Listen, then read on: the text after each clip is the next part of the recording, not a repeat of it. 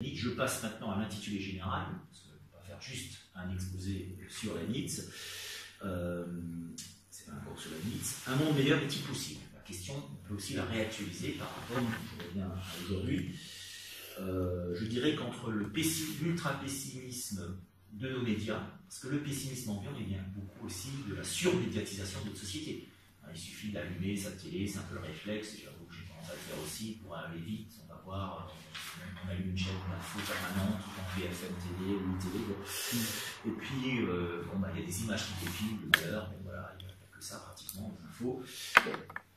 On parle, comme on dit toujours, du train qui déraille, de l'avion qui s'écrase, et pas des centaines, des milliers de trains qui ne déraillent pas, ou des avions qui ne tombent pas. Voilà. C'est vrai, c'est un peu le problème, donc on a l'impression artificiellement que les choses vont beaucoup plus mal qu'on le pense. Prenons un exemple des pays dits du tiers-monde, tenez, l'Afrique noire. Quand on voit les médias, il y a des coups d'État, il y a des... Bien sûr, je ne dis pas qu'il n'y a pas de problème en Afrique. On voit des famines, on voit des guerres civiles. Mais en fait, les gens qui ont vécu en Afrique vous disent qu'il y a des choses extraordinaires, il y a une richesse humaine, on a une vision tellement tronquée de l'Afrique à cause des médias. Même des bouquins qui sortent, la malédiction d'Afrique et tout. J'étais tombé là-dessus une fois, la malédiction d'Afrique, j'y crois pas un seul instant, bien sûr. Il n'y a pas de pays maudit, à mon sens. Certes, il y a beaucoup de difficultés, certes, il y a beaucoup de problèmes, mais il y a tellement de trésors d'humanité, il y a des gens très heureux. Ils sont quand même pillés en Afrique. Oui, après, je ne peux pas non plus minimiser les prédateurs du capitalisme mondial qui pillent l'Afrique et tout. Il y a des vrais problèmes, bien entendu. Mais n'ayons pas une vision manichéenne en se disant, bon ben.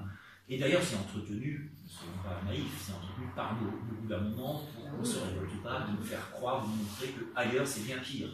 C'est parfois pire, mais c'est pas toujours pire, justement. On essaye de noircir, c'est mon expression, de noircir le tableau ailleurs pour faire croire que chez nous ça va pas si mal. Qu'il ne faut pas se plaindre, et que ça va même bien. Oui, exactement, que ça va même bien. Voilà. C'est quand même bien calculé tout ça. On est très manipulé, de toute façon, on ne va pas non plus faire un exposé sur la manipulation. Ça devrait. Mais on pourrait, ça pourrait être un autre sujet, ça pourrait être un autre thème, bien sûr. Là, je pense que Sabine serait même plus, elle aurait plus d'arguments que moi encore, avec la théorie du complot, etc. Bon, on aurait des choses à dire. Oui, on se rejoint pas mal là-dessus aussi, mais voilà. Donc, je pense qu'il faudrait être plutôt dans un juste milieu. Alors, c'est vrai que Leibniz aujourd'hui, encore à son époque, c'est quand même tout à fait soutenable, la thèse de Leibniz.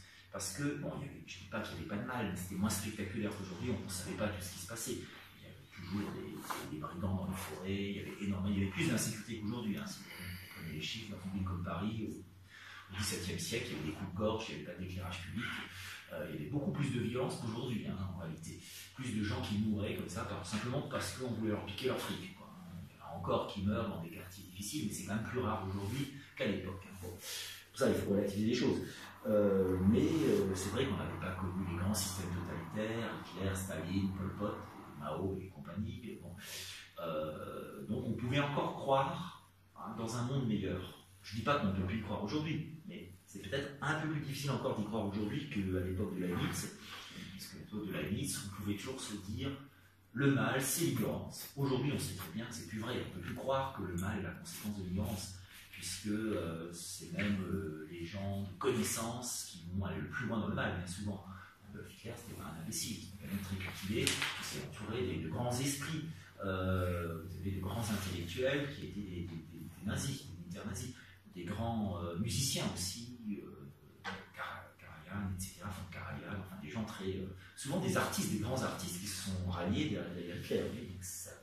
Bon, le nazisme nous a montré que finalement le mal n'était pas une conséquence de l'ignorance, mais que les criminels étaient pleinement conscients de ce qu'ils font, comme les communistes d'ailleurs, les staliniens, les gens intelligents souvent. Donc il n'y a pas d'excuse de l'ignorance.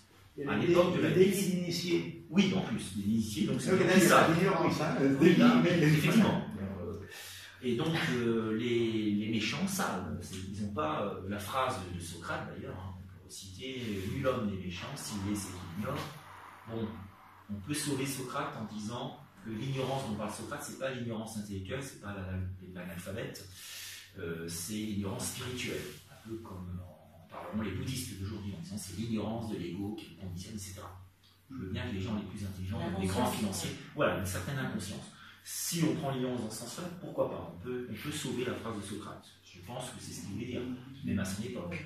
Voilà, bien sûr, c'est un grand esprit.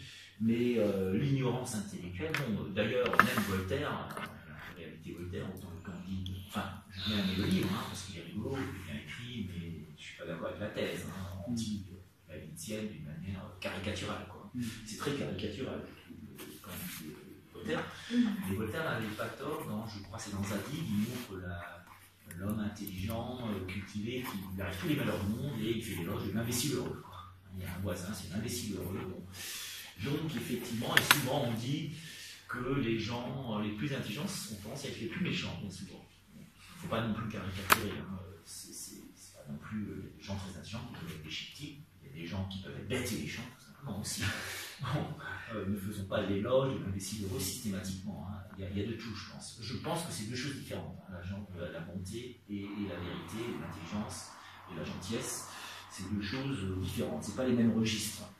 Mais il est vrai que, bon, je pense à Jacquard qui avait cette petite phrase, on lui demandait mais pourquoi tout ce mal, grande question métaphysique. C'est un généticien, donc il a répondu avec beaucoup d'humour. Il a dit quelle est votre solution, comme s'il pouvait avoir réponse à tout, grande question philosophique, quelle est votre solution, M. Jacquard, au problème du mal dans le monde? Question journaliste, un peu naïve. Puis il sourire, Jacquard, et il répond eh bien, il faudrait faire que nous devenions tous des trisomiques 21. Voilà. Bon. Et le monde serait meilleur. Et c'était une plaisanterie, non, mais il y avait un fond de vérité, parce que c'est vrai qu'on voit bien les trisomiques 21, bon, parfois écrit un petit peu, mais ils ne sont pas méchants, quoi. On n'imagine pas un trisomique 21 aller tuer quelqu'un, aller faire des choses pas belles. Bon, ils sont plutôt gentils en général. Après, c'est peut-être une idée reçue qu'on a aussi, hein, j'en sais rien. Je ne suis pas un spécialiste, je pense des handicapés. Et il y a peut-être aussi des trisomiques maintenant qui ne sont pas très gentils, hein, d'autres qui sont meilleurs. Vous voyez ce que je veux dire? Mais bon, c'est une boutade pour dire que, et quelque part, il n'a peut-être pas tort, Jacquard, parce qu'on a tellement développé l'intelligence, une certaine intelligence, hein, pas l'intelligence émotionnelle, non, là, on est très faible, une intelligence mesurée par le QI, une intelligence technicienne, que d'ailleurs de grands philosophes ont condamné, ici on est allemand Heidegger, on va de Leibniz d'ailleurs, Heidegger, quand il parle de la technique, il parle d'une intelligence technicienne. C'est pas le marteau, hein, il n'a rien contre le marteau, hein, c'est pratique un marteau, même si ça peut permettre de fracasser un crâne aussi, pour les gens mal intentionnés. Ou quand il dit, bon c'est une boutade, parce que, bon là il y a peut-être de mauvaise foi quand il dit, quand on lui reproche d'avoir été nazi, il dira, comment est-ce possible, il dira, bah, finalement, là, c'est la faute de la technique. Hein. Bon, non, bien sûr, c'est évidemment que c'est beaucoup plus complexe que ça. Mais quand Heidegger parle de la technique, il parle de quelque chose de métaphysique, d'une volonté humaine qui commence avec Descartes, d'ailleurs, parce qu'il attaque beaucoup Descartes, à vouloir s'approprier de la nature. Comme c'est la phrase célèbre Descartes qui disait « Nous deviendrons comme maîtres et possesseurs de la nature ». C'est le début du mal, hein, pour Heidegger, par tous les penseurs de l'écologie. Je m'associe, qui a été un élève d'ailleurs de Heidegger. Assez étonnamment, Heidegger a eu beaucoup d'élèves juifs, d'ailleurs, qui ont eu le mérite quand même de reconnaître leur dette à leur maître, Heidegger. Lui-même était d'ailleurs l'élève d'un grand penseur juif, Husserl, qui n'a pas hésité à, justement, faire mettre sur la touche de l'université de Fribourg. Mais bon. D'ailleurs, oui, on a visité d'ailleurs en 2006. Il y a la phrase célèbre de dire c'est Heidegger, c'est un grand penseur, mais un piètre homme. Bon, il y a cette dimension humaine, il a lâcheté certainement, etc. Bon, on ne va pas faire un débat non plus sur Heidegger. Je précise, on est dans un café théo, que Heidegger a fait la fac de théo avant de se mettre à la philo. Hein. Il a quitté, il a perdu la foi, il aurait perdu la foi en Dieu. Hein. Il était au séminaire catholique, il a fait plusieurs années, avant il a remplacé l'idée de Dieu, si on peut dire, par l'être. Une dimension quand même mystique, en quelque sorte, parler d'un mysticisme chez Heidegger, qui a cette phrase très juste par rapport au malheur du monde aussi. C'était Der Spiegel, je crois en 1976, l'année de sa mort, juste avant sa mort, il allait voir le vieux Heidegger, qui lui pose la question, mais comment voyez-vous l'avenir de ce monde qui va très mal, l'époque du communisme, en 1970, il n'a jamais été un long fleuve tranquille de toute façon. Et Heidegger disait, seul un Dieu peut encore nous sauver. Hein, cette petite phrase, reprise de Hölderlin, du grand poète Hölderlin, seul un Dieu peut encore nous sauver. Arrive un peu à ma conclusion, justement, à travers cette belle phrase de Hölderlin, prise par Heidegger. Un monde meilleur est-il possible? Oui, je veux bien y croire. Il est possible. Parce que si vous dites que c'est impossible, vous êtes dans un préjugé pessimiste, hein, qui acceptable non plus, à mon sens. Bien sûr qu'il est possible, d'ailleurs il n'est pas sûr, mais il est possible. Pourquoi pas? On peut toujours espérer. Je ne crois pas toujours facilement, mais cela dit, c'est du domaine peut-être, dans l'immédiat, à court terme, ça serait du domaine du miracle.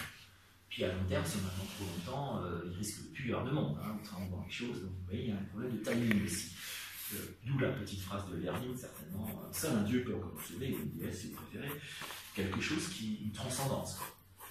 Un phénomène de conscience, mais c'est déjà arrivé dans l'histoire, d'un seul coup, des hommes se sont ressaisis, il y a eu le miracle grec, on a parlé du miracle japonais, surtout économique, mais pas que, mais surtout le miracle grec, c'était vraiment une élévation de l'esprit quand même, une période difficile où l'humanité était quand même constamment dans des guerres, il y a eu quand même des grandes figures comme Socrate, d'ailleurs il y a eu ce que Jacques Jaspers appelle la période axiale du monde, à peu près 6e, 5e siècle avant Jésus-Christ, une période extraordinaire, on peut toujours espérer que ça revienne, on attend pour l'instant, on est loin, mais ça peut arriver, que les grands hommes d'un seul coup, les grandes femmes d'ailleurs, on va dire que ça serait plus des grandes femmes, mais j'en sais rien, en tout cas des êtres humains développés se manifestent. Je ne dis pas qu'il n'y en a pas, il y a des spiritualistes qui sont très intéressants, Maître Eckhart, d'autres, Eckhart Tolle, pas le même Eckhart du XVIIe siècle, Eckhart Tolle, je donne ce nom-là, mais personnellement, des asiatiques aussi,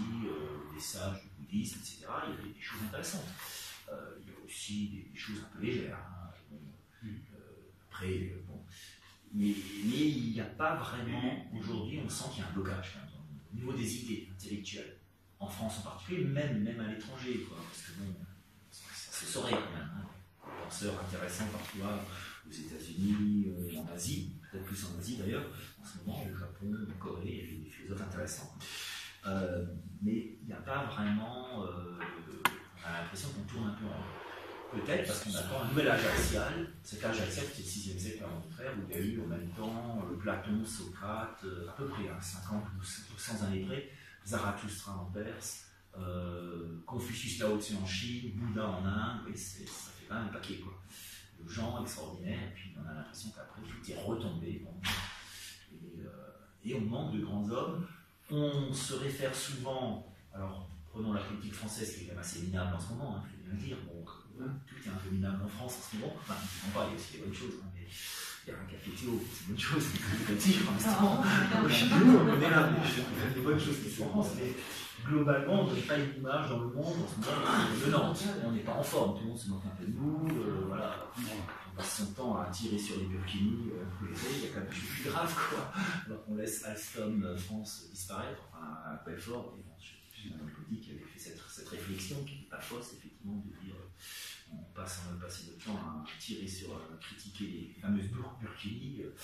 Bon, je suis étonné que personne n'a eu l'idée, le bon esprit de parler de la Birkini en référence à Jane Birkin. Ça m'a dédramatiser le débat. C'est vrai qu'il y avait quand même des choses plus graves cet été que la fameuse Birkini.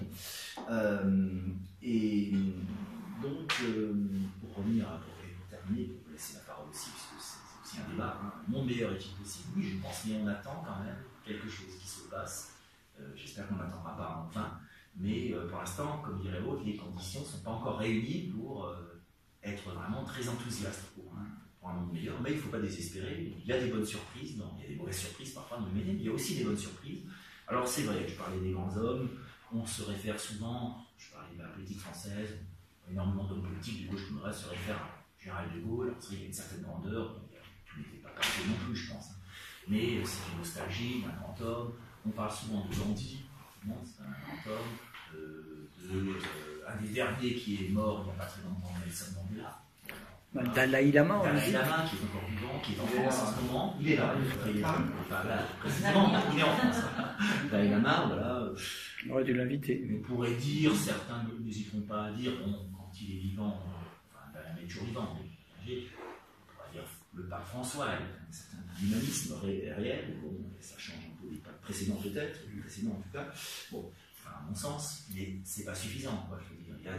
Effectivement, il y a des personnes de bien, comme on dit, et puis je pense aussi qu'il y a un autre problème, c'est que le monde, aujourd'hui, on a plus de 7 milliards, c'est beaucoup plus difficile à changer que quand on était quelques millions. À l'époque du Christ, on n'était même pas 1 milliard sur la Terre, on était plusieurs centaines de millions, je pense.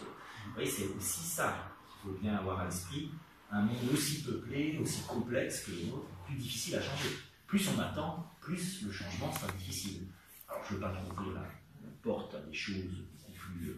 certains pourraient y revenir si vous voulez. Effectivement, le Dieu qui peut venir de l'au-delà, certains pensent que ce Dieu, ça peut être des extraterrestres. Effectivement, c'est une hypothèse qui n'est pas non plus à valider. Hein. Je suis absolument ouvert à cette question. Alors, on peut se dire qu'ils existent, c'est une chose, c'est une évidence. Après, est-ce qu'ils ne sont pas trop loin, est-ce qu'ils s'intéressent à nous ou pas, c'est une autre question. Hein. Est-ce que nous, notre planète barbare, entre guillemets, va les intéresser?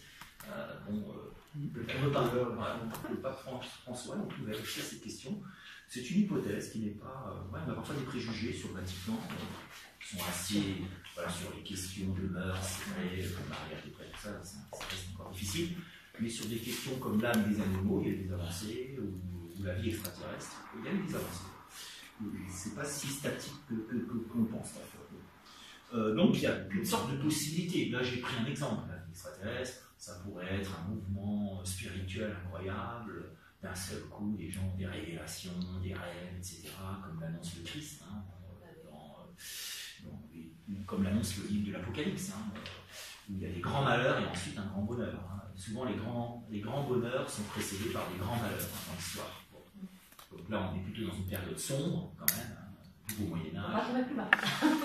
Peut toujours tomber plus bas, mais difficilement, c'est vrai. Et puis, alors pour terminer, c'est vrai qu'une fois qu'on a touché le fond, comme la personne qui veut se noyer dans la piscine, je crois qu'il y avait une chanson avec, non c'était pas Jeanne Birkin, au fond de la piscine c'était avec Adjani, voilà, Adjani, une chanson, quand on atteint le fond de la piscine, on peut se relever, quoi. On peut remonter avec la poussée.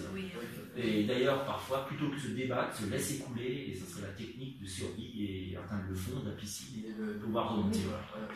Et c'est peut-être la technique de survie qui serait la mieux adaptée à notre époque. Bon, on n'a pas encore atteint le fond, comme tu dis. Enfin, toi tu as dit qu'on a atteint le fond, moi je dis qu'on n'a peut-être pas encore atteint le fond. Mais une fois qu'on l'aura atteint, forcément on va se relever. Ou alors on est mort, et puis alors on n'en parle plus. Voilà. Voilà. Mais moi je vais être optimiste, je vais rester un peu optimiste, je pense qu'un monde meilleur est possible, mais nul ne le sait, je ne suis pas prophète.